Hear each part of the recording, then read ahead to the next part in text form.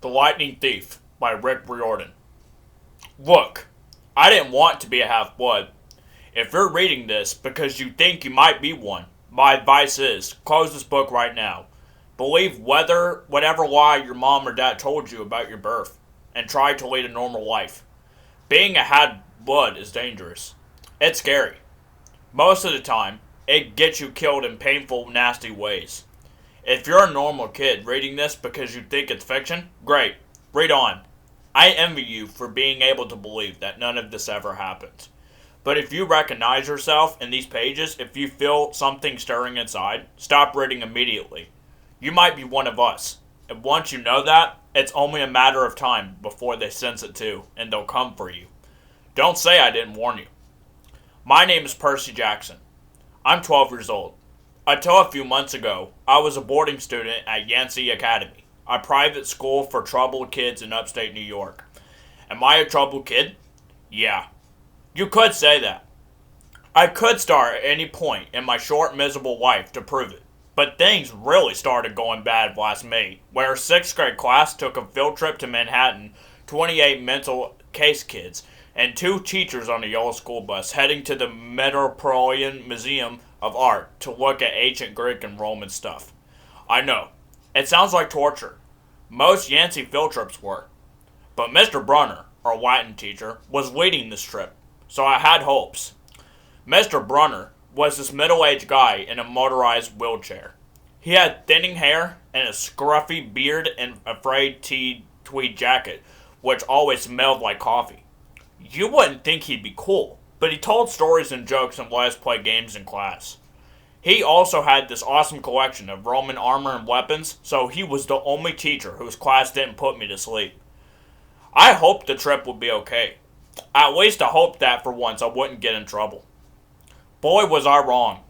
See, bad things happen to me on field trips. Like at my 5th grade school, we went to the Santiago battlefield. I had this accident with the Revolutionary War cannon. I wasn't aiming for the school bus, but of course I got expelled anyway. And before that, at my 4th grade school, we took a behind-the-scenes tour of the Marine World Shark Pool. I sort of hit the wrong lever on the catwalk, and our class took an unplanned swim. And the time before that, well, you get the idea. This trip, I was determined to be good.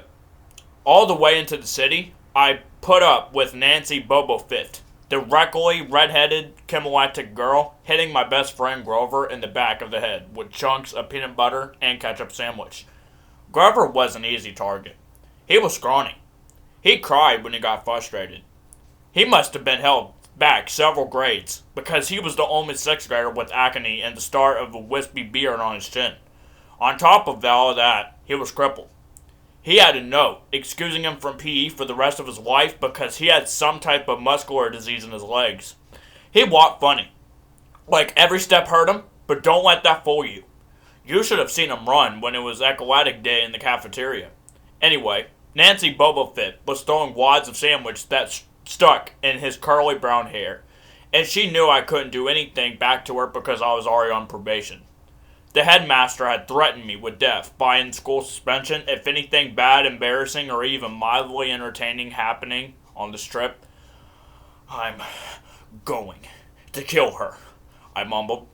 Grover tried to calm me down. It's okay. I like peanut butter. He dodged another piece of Nancy's lunch. That's it. I started to get up, but Grover pulled me back to my seat. You're already on probation, he reminded me. You know who'll get blamed if anything happens. Looking back on it, I wish I decked Nancy Boba Fett right then and there. In-school suspension would have done nothing compared to the mess I was about to get myself into. Mr. Brunner led the museum tour.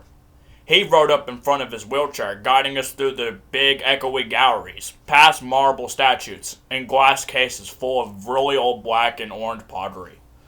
It blew my mind that the stuff had survived for 2,000, 3,000 years. He gathers us around a 13-foot tall stone column with the big sphinx on the top and started telling us how it was a grave marker, a stele for a girl about her age. He told us about the carvings on the sides. I was trying to listen to what he had to say, because it was kind of interesting, but everybody around me was talking, and every time I told them to shut up, the other teacher chaperone, Miss Dodds, would give me the evil eye. Miss Dodds was this little math teacher from Georgia who always wore a black leather jacket, even though she was 50 years old. She wasn't mean enough to ride a Harley right into your locker. She had come to Yancey halfway through the year when our math teacher had a nervous breakdown. From her first day, Miss Dodds loved Nancy Boba Fett and figured I was devil spawn. She would point her crooked finger at me and say, "Now honey," real sweet, and I knew I was going to get after-school detention for a month. One time, she made me erase answers out of old math workbooks until midnight. I told Grover I didn't think Miss Dodds was human. He looked at me real serious and said, "You're absolutely right." Mr. Brunner kept talking about Greek funeral art. Finally, Nancy Boba Fett snickered something about the naked guy on the stairway, and I turned around and said, "Will you shut up?" It came out louder than I meant it to. The whole group laughed. Mr. Brunner stopped his story. "Mr. Jackson," he said, "did you have a comment?" My face was totally red. I said, "No, sir." Mr. Brunner pointed to one of the pictures on the stairway. "Perhaps you'll tell us what this picture represents?" I looked at the carving and felt a flush of relief because I actually recognized it. "That's Kronos eating his kids, right?" "Yes," Mr. Brunner said, obviously not satisfied, and he did this because, well, I racked my brain to remember.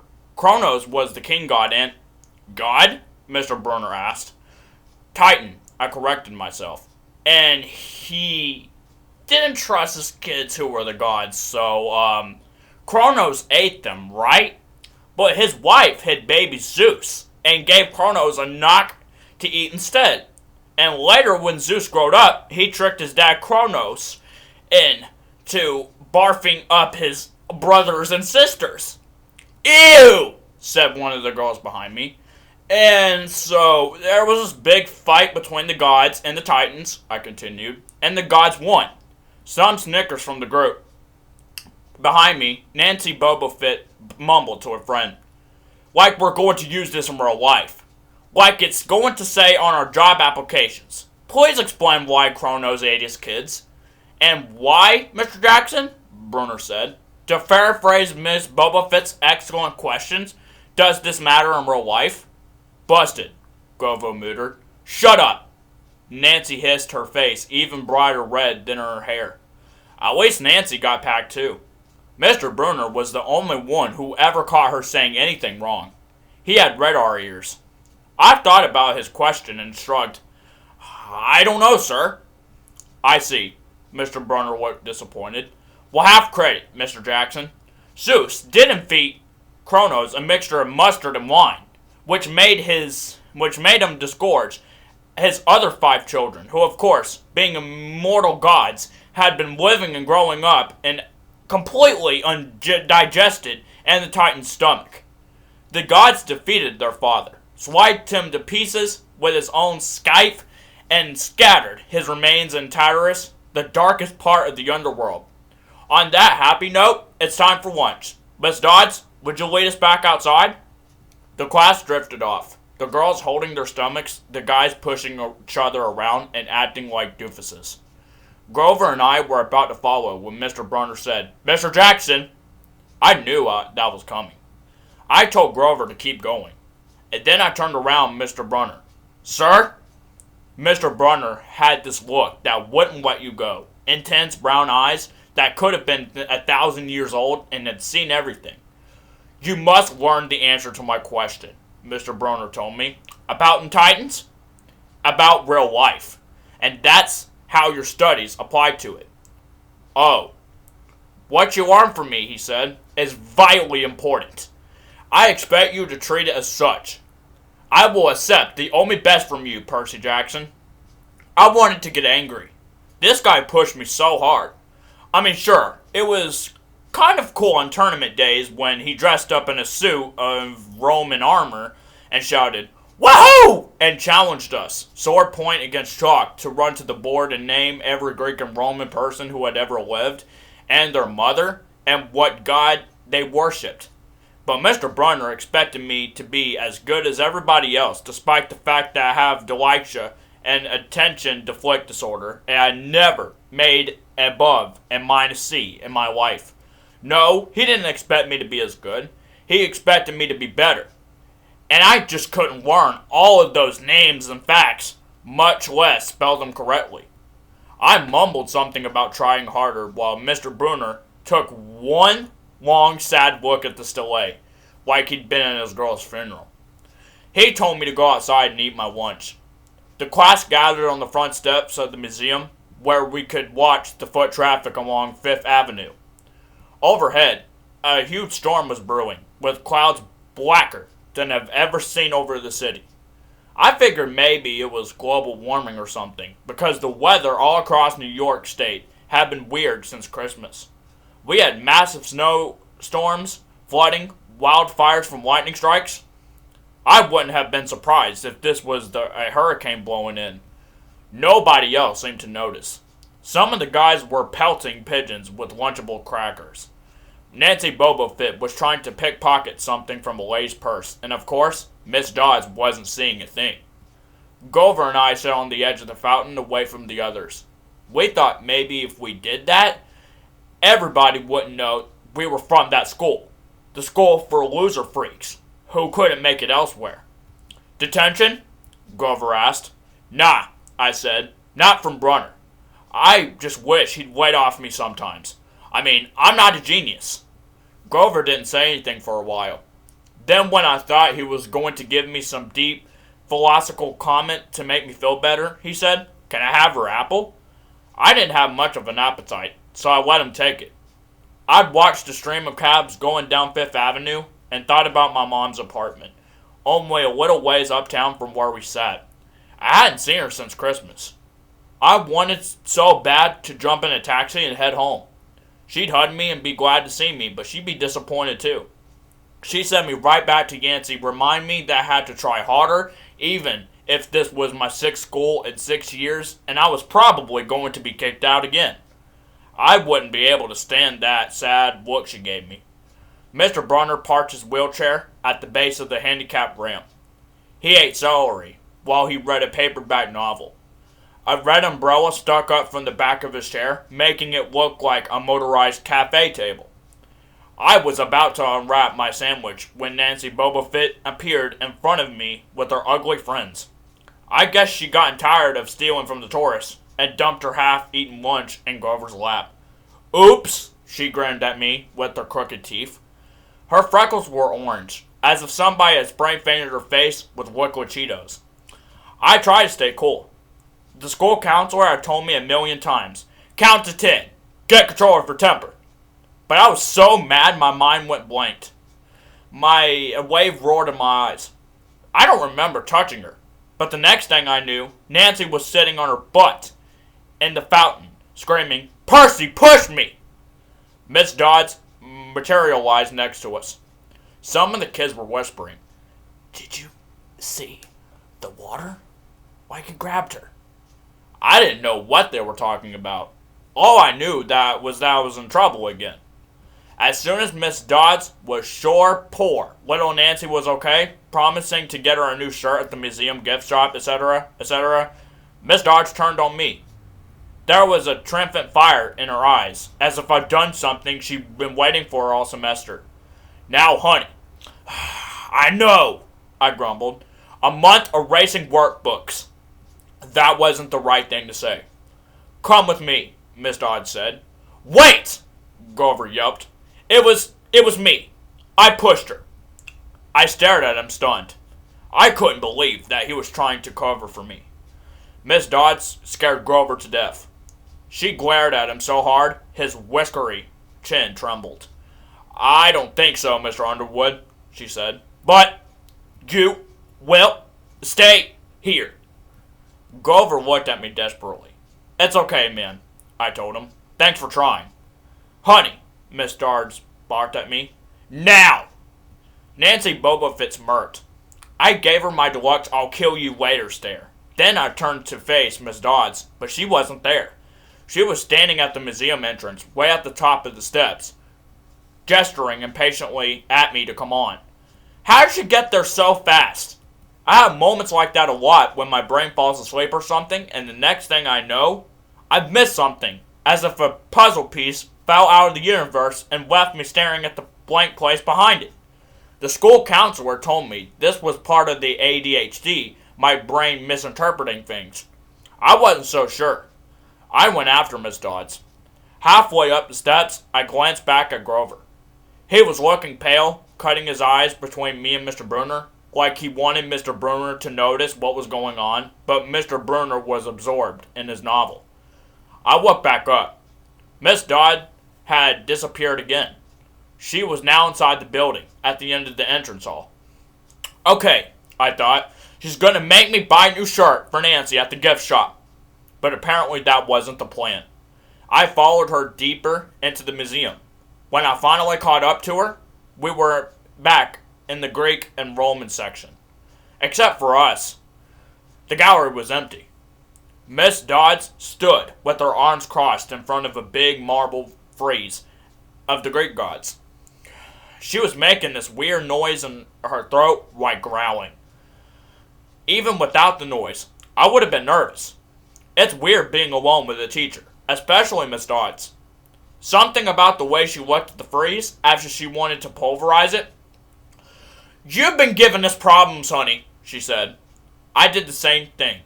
I said, yes, ma'am. She tugged on the cuffs of her leather jacket. Did you really think you would get away with it? The looks in her eyes was beyond mad. It was evil. She's a teacher, I thought nervously. It's not like she's going to hurt me. I said, I'll try harder, ma'am. Thunder shook the building. We are not fools, Percy Jackson, Miss Dodd said. It was only a matter of time before we found you out. Confess, and you will suffer less pain.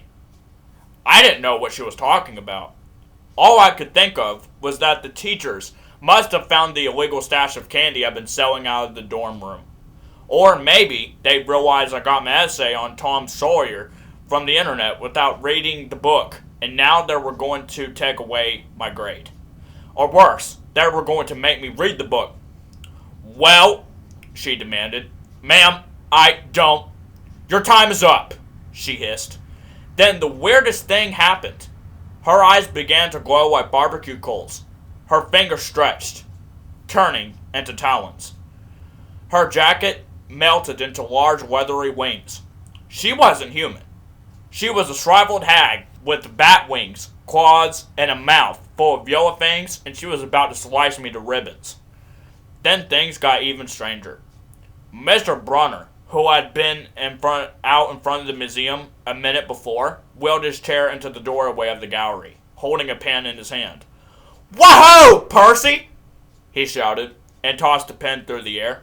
Miss Dodds laughed at me. With a yelp, I dodged and felt talons slash the air next to my ear. I snatched the ballpoint pen out of the air, but when it hit my hand, it wasn't a pen anymore. It was a sword, Mr. Brunner's bronze sword, which he always used on tournament day. Miss Dodd spun toward me with a murderous look in her eyes. My knees were jelly. My hands were shaking so bad I almost dropped the sword. She snarled, Die, honey! And she flew straight at me. Absolute terror ran through my body. I did the only thing that came naturally. I swung the sword. The metal blade hit her shoulder and passed clean through her body, as if she were made out of water. Hiss! Miss Dodds was a sandcastle and a power fan. She exploded into yellow powder, vaporized on the spot, leaving nothing but the smell of sulfur and a dying stretch and a chill of evil in the air, as if those two glowing red eyes were still watching me. I was alone. There was a ballpoint pen in my hand. Mr. Bruner wasn't there. Nobody was there but me. My hands were still trembling. My lunch must have been contaminated with magic mushrooms or something. Had I imagined the whole thing? I went back outside. Grover was sitting by the fountain. A museum map tinted over his head. Nancy Bobo Fit was still standing there, soaked from her swim in the fountain, grumbling to her ugly friends. When she saw me, she said, "I hope Miss Kerr wiped your butt." I said, "Who?" "Our teacher! Duh!" I blinked. We had no teacher named Miss Kerr. I asked Nancy what she was talking about. She rolled her eyes and turned away. I asked Grover where Miss Dodds was. He said, "Who?" But he paused first, and he wouldn't look at me, so I thought he was messing with me. "Not funny, man," I told him. "This is serious." Thunder boomed overhead. I saw Mr. Brunner sitting under his red umbrella, reading his book, as if he ever moved. I went over to him. He looked up, a little distracted. "Ah, that would have been my pen. Please, bring your own writing utensil in the future, Mr. Jackson." I handed Mr. Brunner his pen. I hadn't even realized I was still holding it. "Sir," I said, "where's Miss Dodds?" He stared at me blankly. "Who?" "The other chaperone, Miss Dodds, the pre-algebra teacher." He frowned and sat forward, looking mildly concerned. "Percy, there is no Miss Dodds on the strip. As far as I know, there's never been a Miss Dodds at Yancey Academy. Are you feeling all right?" I was used to the occasional weird experience, but usually